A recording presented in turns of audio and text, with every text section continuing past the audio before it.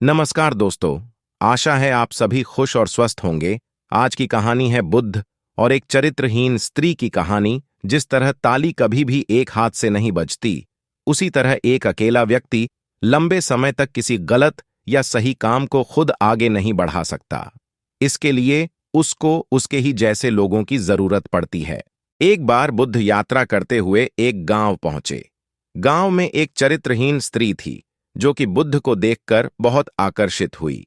वह रोज उन्हें देखती और हमेशा उनसे बात करने की कोशिश किया करती, लेकिन उसे कभी मौका नहीं मिलता क्योंकि कोई ना कोई हमेशा बुद्ध के आस पास रहता था। एक दिन ऐसा आया कि बुद्ध अकेले थे।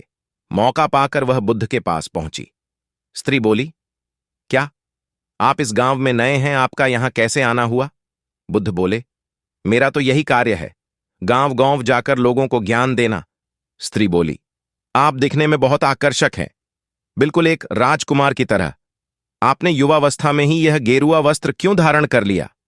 बुद्ध बोले, मेरे जीवन के 3 सवाल थे, जिसका जवाब खोजने के लिए मैंने गेरुआ वस्त्र धारण किया था।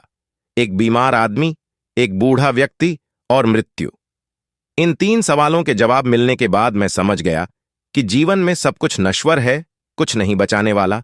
यह शरीर तो एक दिन मृत्यु को प्राप्त हो जाएगा, इसलिए मैंने संसार का मोह छोड़ दिया है।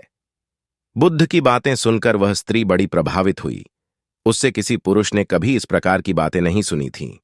उसने बुद्ध के सामने हाथ जोड़े और कहने लगी, आपे। बुद्ध की बातें सुनकर वह स्त्री बड़ी प्रभावित हुई। उससे किसी पुरुष ने कभी इस प्रकार की बातें नहीं सुनी थीं। उसने बुद्ध के सामने हाथ जोड़े और कहने लगी, आप आकर्षक के साथ साथ बड़े बुद्धिमान भी हो।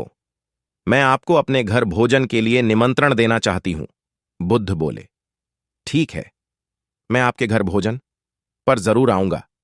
जब बुद्ध और उस स्त्री की बातें चल ही रही थीं, तभी सरपंच और कुछ गांव वाले बुद्धर के नजदीक आने लगे। उन्होंने दोनों को एक साथ देख लिया। स्त्री ने जैसे ही लोगों को अपनी तरफ आते देखा, जल्दी से वह भागते हुए निकल गई। सरपंच और गांव के कुछ लोग बुद्ध के पास पहुंचे। सरपंच बोले, आप और उस स्त्री के बीच क्या बातें हो रही थीं? बुद्ध बोले, उस स्त्री ने मुझे भोजन के लिए अपने घर पर आने का निमंत्रण दिया है। ऐसा सुनते ही सरपंच और गांव वाले एक दूसरे की तरफ देखने लगे। सरपंच बोले, बुद्ध, आप इतने महान हो, कृपा करके उस स्त्री से दूर रहो। बुद्ध बोले, लेकिन क्यों? सरपंच बोले, क्या बताऊं, मुझे बताने में भी शर्म आती है। वह स्त्री चरित्रहीन है। आप जैसे महापुरुष उसके यहां भोजन पर जाएं, यह तो बड़े अपमान की बात है। बुद्ध बोले, क्या तुम्हारे पूरे गांव में सिर्फ वही स्त्री चरित्रहीन है?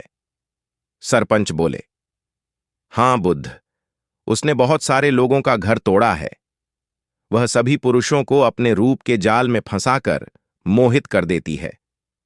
उसकी धूर्तता और नीचता की कोई हृद नहीं है। इसलिए मैं आपको आपके भले के लिए ही बता रहा हूं। बुद्ध बोले, सरपंच जी, क्या आप मुझे एक हाथ से ताली बजाकर दिखा सकते हैं? सरपंच बोले, यह आप क्या कह रहे हो? एक हाथ से ताली कैसे बज सकती है? बुद्ध बोले, चलो, आपको इस बात का तो ज्ञान है कि ताली कभी एक हाथ से नहीं बजती। यदि वह स्त्री चरित्रहीन है, तो इसका अर्थ यह है कि तुम्हारे गांव के पुरुष भी चरित्रहीन हैं। बुद्ध की यह बात सुनकर सरपंच और गांव के लोग सभी शर्मिंदा हो गए। बुद्ध बोले, कोई भी गलत कार्य बहुत दिनों तक चल ही नहीं सकता जब तक कि कोई दूसरा उसे समर्थन न दे। इसलिए किसी एक पर दोष लगाना पूरे तरीके से गलत है। वह स्त्री भले ही मुझसे कुछ भी चाहती हो, लेकिन मेरा गांव गांव जाकर यात्रा करने का कारण अपनी शिक्षा को फैलाना है, और यह हर किसी के लिए है, चाहे वह चरित्रवान हो चाहे चरित्रहीन हो। उनकी यह बातें सुनकर सभी ने बुद्ध के सामने हाथ जोड़ लिए। इस कहानी से हमें यह शिक्षा मिलती है कि कोई भी अच्छा या बुरा कार्य तभी आगे बढ़ता है जब लोगों की सहमति उसमें शामिल होती है। इसलिए हम एक पक्ष को पूरा सच और दूसरे पक्ष को पूरा झूठ नहीं कह सकते। उम्मीद करते हैं आपको हमारी गौतम बुद्ध की शिक्षाप्रद कहानी ताली कभी भी एक हाथ से नहीं बजती, गौतम बुद्ध की शिक्षाप्रद कहानी पसंद आई होगी। वीडियो देखने के लिए धन्यवाद। बुद्ध के अधिक प्रेरक उद्धरणों और जीवन बदलने वाले ज्ञान के लिए हमारे चैनल को सब्सक्राइब करना ना भूले। नमो बुद्धाय।